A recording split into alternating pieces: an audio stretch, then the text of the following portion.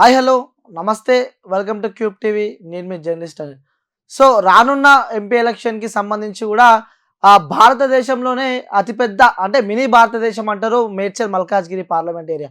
So ఇప్పుడు ఈ MP ఎలక్షన్కి సంబంధించి కూడా అక్కడ ప్రధాన పార్టీలకు సంబంధించి కూడా బీజేపీ నుంచి కూడా ఈటెల రాజేందర్ అక్కడ పోటీలో ఉన్నారు. అలాగే కాంగ్రెస్ నుంచి కూడా పట్నం సునీత మహేందర్ రెడ్డి కూడా అక్కడ మేడ్చల్ మల్కాజిలో పోటీలో ఉన్నారు కాంగ్రెస్ పార్టీ అభ్యర్థిగా. అలాగే ఇక్కడ బీఆర్ఎస్ పార్టీ అభ్యర్థిగా చూసుకుంటే మాత్రం రాగిడి లక్ష్మారెడ్డి కూడా అక్కడ పోటీలో ఉన్నారు. అంటే వీళ్ళు ముగ్గురిట్లో అంటే బీజేపీ, కాంగ్రెస్, బీఆర్ఎస్ ఈ మూడు పార్టీలలో ఈసారి మేడ్చల్ మల్కాజ్గిరి గడ్డపై ఏ పార్టీ జెండా ఎగరేస్తుందో కూడా నిపుణులు చెప్పే అంశం ఏంటంటే చాలా వాళ్ళు సర్వేలు చేసిన తర్వాత కూడా అంటే మ్యాక్సిమం ఆఫ్ సర్వేలలో కూడా ఈసారి మేడ్చల్ మల్కాజ్గిరి గడ్డ కూడా ఈటల కైవసం చేసుకుంటాడని చెప్పి కూడా చాలా పెద్ద ఎత్తున సర్వేలు అయితే మనకు చెప్తున్నాయి. సో మేడ్చల్ మల్కాజ్గిరి గడ్డపై కూడా ఈసారి ఈటల రాజేందర్ అక్కడ జెండా బీజేపీ జెండా ఎగరబోతున్నట్టయితే సమాచారం వస్తుంది. అలాగే చాలా సర్వేలలో కూడా ఈసారి ఈటల రాజేందర్ అక్కడ గెలవనున్నాడని చెప్పి కూడా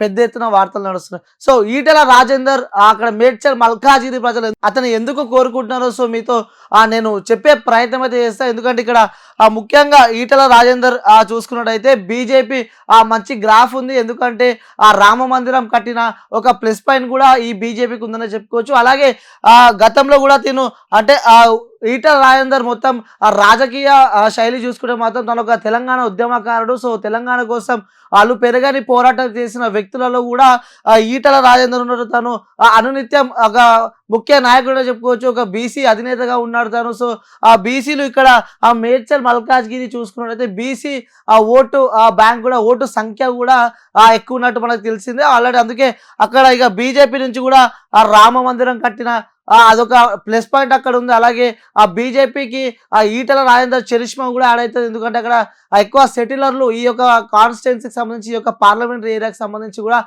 చాలా మంది సెటిలర్లు వివిధ రాష్ట్రాల నుంచి వివిధ దేశాల నుంచి కూడా వచ్చి ఇక్కడ ఈ మేడ్చల్ మల్కాజ్గిరి ఒక పార్లమెంటరీ ఏరియాలో వాళ్ళు నివసిస్తూ ఉంటారు. కాబట్టి అక్కడ బీజేపీ ఓట్ బ్యాంక్ కూడా ఈ యొక్క పార్లమెంటరీ ఏరియాలో కూడా ఎక్కువ ఉన్నట్టు మనకు తెలుస్తుంది. సో ఇక్కడ మళ్ళీ ఈసారి ఎందుకంటే తను రీసెంట్గా మనం చూసుకున్నట్టయితే ఎమ్మెల్యే ఎలక్షన్లో కూడా హుజరాబాద్ అలాగే గజ్వేల్ కేసీఆర్ పై కూడా తను పోటీ చేసి ఓడిపోవడం జరిగింది. సో ఇప్పుడు మళ్ళీ బీజేపీ పార్టీ తనకి మేడ్చల్ మల్కాజ్గిరి నుంచి కూడా బీజేపీ అభ్యర్థిగా కూడా తనని బరిలో దింపింది. తను అనునిత్యం ప్రజలలోనే ఉంటున్నాడు, ప్రజలతో మమేకమ తిరుగుతున్నాడు.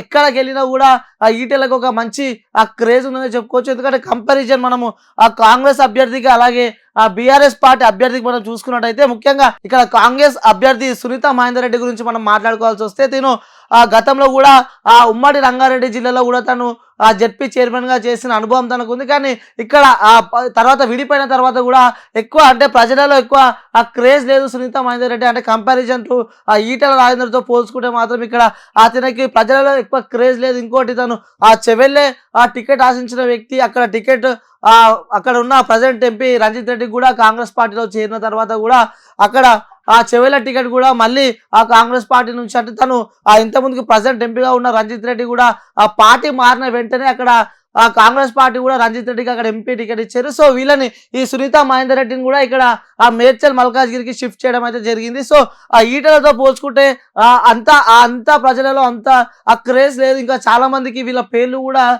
తెలివే అన్నట్టు కూడా కొన్ని సమాచారం వస్తుంది. ఇక మనం టీఆర్ఎస్ పార్టీ అభ్యర్థి రాగిడి లక్ష్మారెడ్డి గురించి మనం మాట్లాడుకున్నట్టయితే తను అసలు ప్రజలలో ఎక్కువ తిరుగుతలేడు. ఎందుకంటే ప్రజలతో అసలు తిరుగుతలేడు. అక్కడ ఉన్న తన అలాంటి క్రేజ్ కూడా ఎలాంటి క్రేజ్ లేదు. తను అక్కడ ఏ నియోజకవర్గం పోయినా అక్కడ మేడ్చల్ మల్కాజ్గిరి పార్లమెంట్లో కూడా ఎక్కడికి వెళ్ళినా తినకు వేరు గుర్తుపట్టరు. అంటే అసలు గుర్తుపట్టే నాదులే లేడని చెప్పి కూడా కొన్ని సర్వేలు అయితే చెప్తున్నాయి. సో అక్కడ మోస్ట్లీ ఈటల వర్సెస్ పట్నం సునీత మహేందర్ రెడ్డి ఉంటుందని అయితే మనకి సమాచారం వస్తుంది. సో ఈ ముగ్గురిట్లా మనం కంపారిజన్ చేసుకుంటే మాత్రం ఈసారి మేడ్చల్ మల్కాజ్గిరి గడ్డ ఈటల రాజేందర్ అడ్డా అంటూ కూడా చాలా పెద్ద ఎత్తున వార్తలు నడుస్తుంది. అంటే ప్రతి ఒక్క సర్వేలో కూడా ఈసారి మేడ్చల్ మల్కాజ్గిరి నుంచి ఈటల గెలుస్తారని చెప్తున్నాయి. సో ఇది ఇప్పటి వరకు ఉన్న సమాచారం. అలాగే నిపుణులు కానీ పెద్ద పెద్ద అనాలిసిస్ చేసిన వ్యక్తులు కూడా మేడ్చల్ మల్కాజ్గిరి నుంచి కూడా ఈటల రాజేందర్ గెలుస్తారని చెప్పి కూడా స్పష్టంగా చెప్పడం మన జరుగుతుంది. సో ఇంకొక పార్లమెంటరీ ఏరియాతో మళ్ళీ మేము కూడా ఉంటా.